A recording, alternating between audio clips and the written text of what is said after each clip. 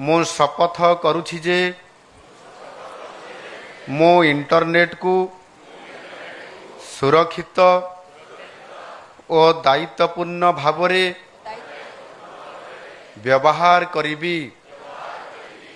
ମୁଁ ମୋ ପର୍ସନାଲ ଡାଟାକୁ ସୁରକ୍ଷିତ ରଖିବି ଏବଂ OTP କିମ୍ବା ପାସୱାର୍ଡ କାହାକୁ ମଧ୍ୟ ସେୟାର କରିବି ନାହିଁ।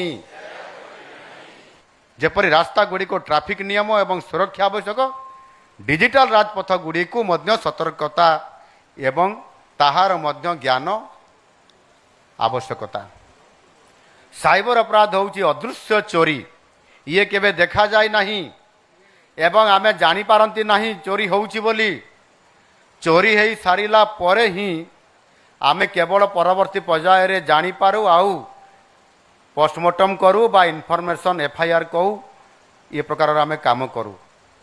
ଇଏ ଅଦୃଶ୍ୟ ଚୋରି କେବଳ ଟଙ୍କା ନୁହେଁ, ବରଂ ଖାଲି ଟଙ୍କା ନୁହେଁ, ତା ସହିତ ଆମର ବିଶ୍ୱାସକୁ ଚୋରି କରି ନିଆଯାଉଛି, ଗୋପନୀୟତାକୁ ଚୋରି କରି ନିଆଯାଉଛି ଏବଂ ଆମର ଯେଉଁ ଶାନ୍ତି ଟିକକ ଅଛି, ଶାନ୍ତି, ଖୁସିରେ ଆମେ ଅଛନ୍ତି, ଶାନ୍ତିରେ ଅଛନ୍ତି, ସେ ଶାନ୍ତି ଟିକକକୁ ମଧ୍ୟ ଚୋରି କରିକିରି ନେଉଛନ୍ତି, ଆମେ ତାକୁ ଜାଣିପାରୁନାହାନ୍ତି।